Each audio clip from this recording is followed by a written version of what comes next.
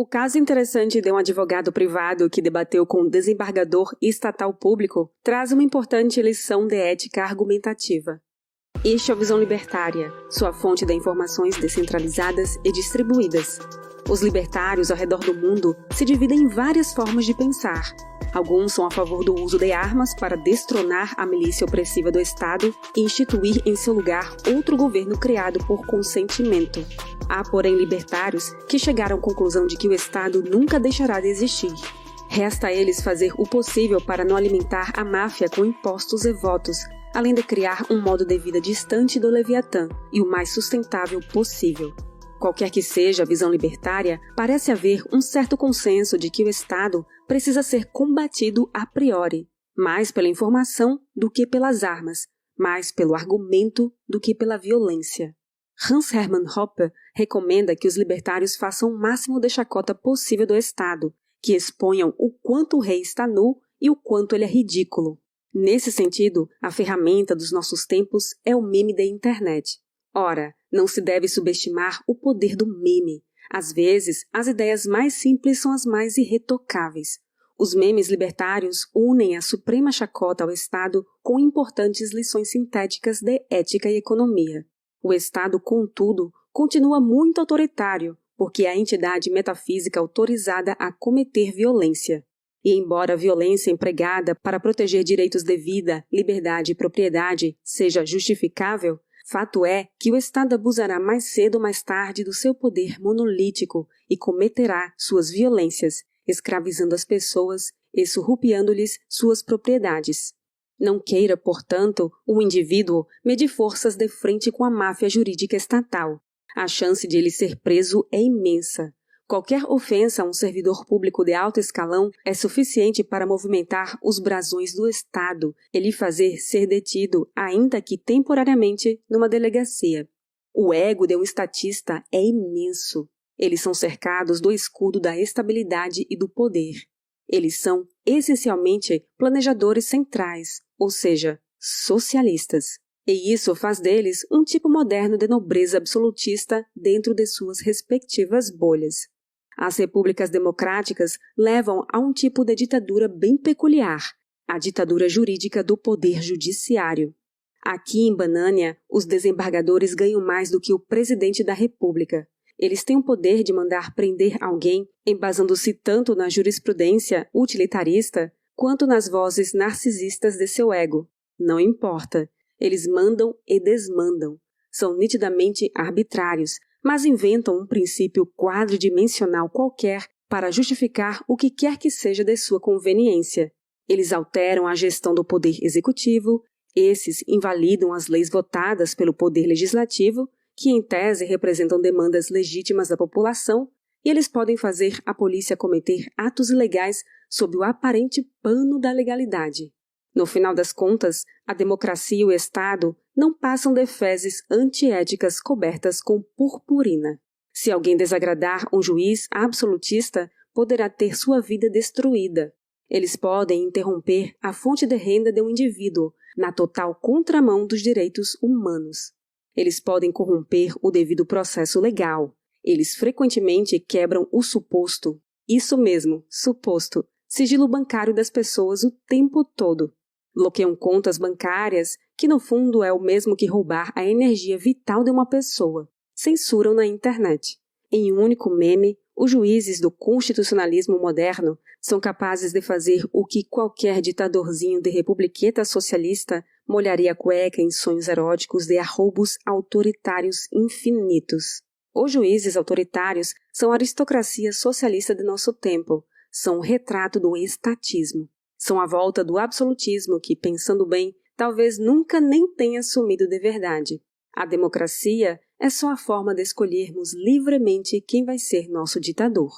Agora, imagine se um advogado discorda da arbitrariedade de um desembargador dentro de um tribunal monopolista do Estado. Ele não tem como vencer se for agressivo, pois, a mínima bravata, ele seria preso, teria penas veladamente perpétuas, como registro da OAB cassado, contas de redes sociais derrubadas, assassinato de reputação e vasculhamento de toda a sua vida. E isso porque estamos falando de um crime sem violência real, o desacato, que é nada mais nada menos do que deixar o parasita público ofendidinho, ou seja, uma injúria qualificada. Pois como ousa você, mero mortal, destratar o servidor público que, entre muitas aspas, serve à população? Quando a polícia pede quebra de sigilo para investigar um estelionatário, muitas vezes o juizão Deus Todo-Poderoso argumenta que o crime é sem violência e não justifica a medida cautelar. Porém, basta um juizão verme desses ser ameaçado por, digamos, uma empregada doméstica e o celular desta vai ser apreendido e a vida dela será devassada em todos os níveis. Esse é o poder absolutista dos juízes no cenário atual. No dia 21 de setembro de 2022, houve um embate argumentativo entre um advogado privado e um desembargador no Tribunal Regional do Trabalho da Terceira Região em Belo Horizonte. Tudo começou no ano de 2020, quando as audiências eram online por causa do bichinho terrível do mal que causa uma taxa de mortalidade de 0,4%. Então, essa taxa minúscula é o valor utilitário que justifica o papai Estado a interromper toda a sociedade. Porém, os heróis do home office, juízes, por exemplo, podem trabalhar no conforto de suas casas e continuar recebendo a nababesca extorsão via impostos. Eles estão salvando vidas, não é mesmo? Mas divago aqui. Em 2020, o desembargador Milton Vasques Tibal de Almeida discutiu com o advogado Tiago Jonas Aquino e, por capricho do ego e provavelmente para mostrar quem manda, o juiz mudou seu voto no julgamento que antes era favorável ao cliente do advogado. Isso deixou o advogado tão irritado que ele passou a xingar o desembargador com palavras de baixo calão. Por conta disso, foi autuado por desacato. Como dito no início deste vídeo, não tem como medir forças com a máfia jurídica. Passados 2 anos, já em audiência presencial, o advogado Tiago Jonas requereu nova sustentação oral para contrapor a decisão do desembargador Milton Vasques, o que foi negado. E foi então que, desta vez, o advogado recorreu não mais à hostilidade verbal, mas sim à argumentação. Deve-se frisar, contudo, que a elevação no tom de voz é comum a embates acalorados, o que não pode ser confundido com um discurso de ofensa pessoal, uma grosseria vexatória, uma admoestação. Porque esse tipo de discurso injuriante está muito mais próximo da violência do que da argumentação racional. Mas o que separa o homem dos animais é justamente poder solucionar conflitos pela base do argumento, ainda que numa discussão calorosa, ao invés de recorrer à violência. Quando o desembargador negou a sustentação oral ao advogado, este invocou a legislação pátria. Abre aspas. O senhor mudou a lei com base em quê? Vossa Excelência alterou as regras do jogo da legalidade. Com que autoridade o senhor fez isso? Fecha aspas. Interpelou o advogado. O juiz respondeu que tem autoridade como presidente do tribunal. Eis que o advogado fez a pergunta provocativa. O senhor está acima da Constituição, dos seus pares?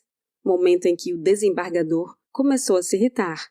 O juiz apelou para a ameaça velada. O senhor já está respondendo por desacato e injúria neste tribunal, recordando-o do incidente havido em 2020. O advogado respondeu que está sendo processado e que deseja fazer sua defesa dentro da legalidade. Teoricamente, um juiz não tem hierarquia sobre um advogado, porém, o juiz no modelo do estadistão é um monopolista de uma entidade fundamentalmente hierárquica, o Estado. Na prática, juízes estatais se comportam como avatares acima do bem e do mal. Vendo-se sem argumento, restou ao juiz convidar o advogado a se retirar. Um eufemismo para "saia já da minha frente". Mas o advogado manteve-se firme. Não estou convidado a nada. Eu tenho direito e vou realizar a sustentação oral, a menos que o senhor queira decretar minha prisão de forma ilegal. Perceba que o advogado anteviu a ferramenta autoritária do desembargador e lhe colocou em xeque argumentativo. É como se dissesse, se vai usar o recurso de prisão como forma de valer sua palavra, já fica argumentado desde já que essa prisão é ilegal e Vossa Excelência está abusando de sua autoridade. Do alto de sua soberba, o desembargador expulsou novamente o advogado, desta vez na presença do ilustre segurança, leia-se, do braço armado do Estado. A grande virada no jogo foi que o advogado fez uso da prerrogativa do Código de Processo Penal, que diz que qualquer um do povo poderá dar voz de prisão a alguém que esteja cometendo crime em flagrante. Disse ele: se o senhor decretar minha prisão de forma ilegal, eu decreto a sua por abuso de autoridade. Outro cheque. O policial ficou desconcertado. Por um lado, não poderia desobedecer ao desembargador rei. Por outro, o advogado efetuou um argumento tão contundente que escancarava que esse policial também responderia por abuso de autoridade. O policial, portanto, não imobilizou o advogado, e isso por si só já é uma derrota visível ao ego do desembargador. Mas não ficou por aí. O advogado deu voz de prisão ao desembargador por flagrante delito por abuso de autoridade. Eu não devo satisfação a você, disse ao policial. Eu estou fazendo o meu trabalho. Vocês me respeitem. Tem 10 anos que estou exercendo uma profissão a duras penas, mas estudei e paguei por isso. Meu salário não foi mamando na teta do Estado, não. Vossas Excelências, referindo-se aos outros juízes do recinto, têm que respeitar isso. São obrigadas a isso. Posso aqui estar me excedendo, mas em razão do excesso que Vossa Excelência está cometendo. Bela e moral. Vendo-se encurralados, um dos juízes sugeriu ao desembargador a suspensão da sessão. Sim, o advogado talvez não ganhe o processo, mas ele foi vitorioso no sagrado valor da liberdade. Ele não foi preso. Ele fez o policial titubear. Ele usou argumentos honestos do exercício livre da profissão e das regras da legalidade juspositivista que estavam sendo descumpridas. Ele fez um juiz brasileiro não ter poder sobre um policial. Veja o quanto isso foi simbólico. O Estado é o monopólio das armas, mas pode e deve ser combatido pelo imperativo das ideias. Obrigada por sua audiência. Este artigo foi sugerido e escrito por Rhodes, revisado por Donda e narrado por Baby Yoda. Se você deseja acompanhar nosso conteúdo, inscreva-se no canal e clique no ícone de campainha. Até a próxima!